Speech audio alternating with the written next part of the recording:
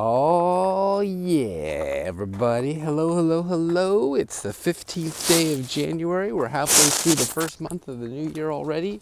Can't say Happy New Year anymore. It's kind of springish here. I mean, I'm walking around on some icy spots, but the sun is out, skies are blue. So I know they call that false spring here in Tennessee. We're probably going to get walloped in the next week or two with something. But for the moment, it's gorgeous. So me and the princess are out here doing our thing, walking and thinking about show prep and conversations to be had. I got to go on the radio in about an hour. So, got to think these things through. And all I can think of is, man, this is the greatest time ever for exposure to what I've been talking about since the beginning of the show, frankly. We've got all of these senators who are up there grandstanding against Pete Hegseth yesterday, and there'll be the rest of them throughout the week that are appointments for Trump to be in their cabinet, making complete fools of themselves. I got to use the word beclown on Twitter because they are clowns. I mean, we've got some of the remnant. It sort of reminds me of like World War II when the Japanese were bunkered down in islands and still fighting after the war was over because no one was around to tell them that the war was over, and so they just kept fighting and fighting. Trump's election with the popular vote basically vanquished the far left progressive agenda, epitomized with Kamala Harris, who was completely unqualified and completely unprepared and not ready for prime time and very dumb. And then, so now she's a non-entity, forced to certify the election and, basically say out loud, yeah, I lost. So we don't have to go through, 4 years of, he stole it, he's illegitimate. No, he's legit, man. But here you got Mazie Hirono from Hawaii, Tim Kaine from Virginia, who was Hillary Clinton's vice presidential candidate, if you can believe that. Why she chose him, I have no idea. But there he was defending the record of Hillary and Bill, who is like an actual rapist and had to spend $700,000 to pay off Paula Jones for assaulting her when he was governor. So, in the books, legit, calling Pete Hegseth a philanderer and, having the ethics where he can't actually serve or whatever. It's like, what? Are you crazy? And then he got the stolen valor Connecticut dude, Dick Blumenthal. Is it Blumenthal? Dick Blumenthal, sure, why not? Out there trying to say similar that, oh, you're not qualified. And then you've got, the chick from Nevada, Jackie Rosen, I think it is, spelt like wacky, Jackie. Perfect name. And Mazie Hirono from Hawaii, stupid as can be. Can't wait to see her try to take on Tulsi Gabbard, also from Hawaii, very smart. Let's see, who else have we heard from that was just beclowned themselves?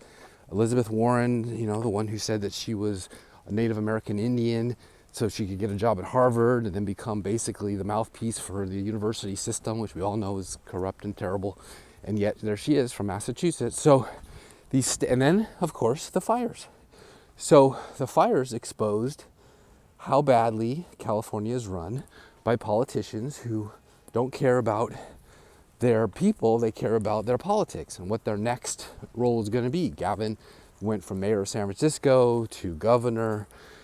Karen Bass went from social worker and Cuba Fidel Castro supporter to mayor, and she got to appoint the water district gal who came from PG&E, which was bankrupt and has been forever, totally corrupt. $750,000 a year for that job with the highest paid employee in California. What a joke. Didn't even fill the reservoirs. Her one job. You have one job. Make sure there's water available to drink and in the fire hydrants. Didn't do it.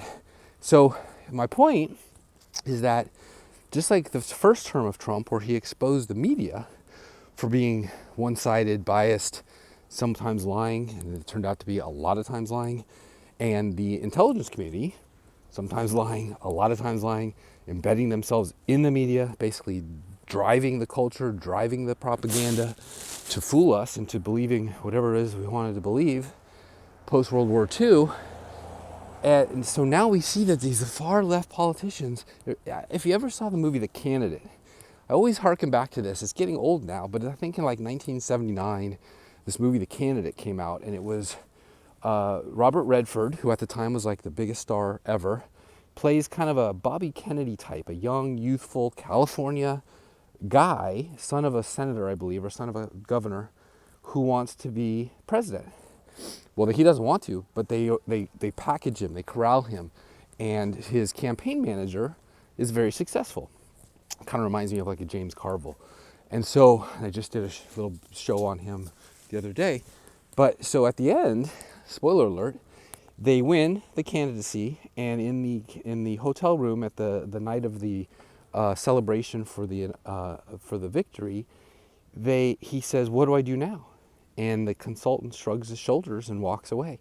It's like, yeah, that's not my job. My job is to get you elected, not to teach you how to lead, be a leader, run a state, run a country. So here we are left with the shambles. So Joe Biden, who we just had, the ultimate candidate, they told us he was moderate, they told us he was, Scranton kid, they told him he were all these things that we wanted that was moderate. The anti-Bernie Sanders in the Democratic Party turned out to be totally fake. He was just corrupt. Kamala, same thing, 100 days, short thing. Don't dig too deeply into her Marxism or her California upbringing or her California politics. Just go with she's a Democrat and a woman of color, of course. So, do that.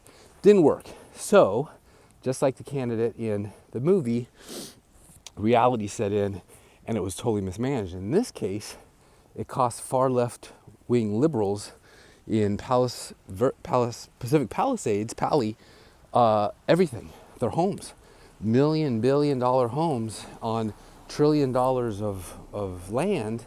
Now, I'm not saying that is some kind of righteous judgment, but I am saying that they believed in the far left progressive politics and leadership, and it disappointed them. It left them for dead, right, so to speak. So I just think it's fantastic, because my whole point has been Republicans aren't your problem, right? They're not your solution either, but they're not your problem. Democrats absolutely are, because most of the time, like Senator Jack Johnson told us on his show, most of the bills that they propose are undoing the 40 years of Democratic rule, or Dixiecrats at the time in the South, messes that they made. So, long story short, thanks for listening. We had a great show last night. David Smallbone, the manager of King and Country, huge Christian act. Today, we have a very interesting whistleblower from the FBI. I haven't done my homework yet to talk to him, but it's going to be fascinating. I guarantee you that.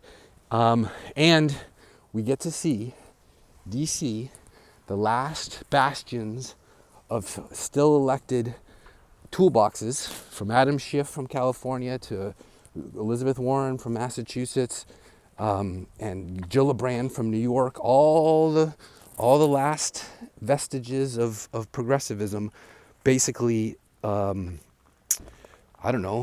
away and die. That'd be nice. So, no offense, I don't wish death on them, but some of them are pretty old. But regardless, the Nancy Pelosi California era of progressivism very well could be on its last legs, and we can laugh at it as they beclown themselves. That's the word for the day.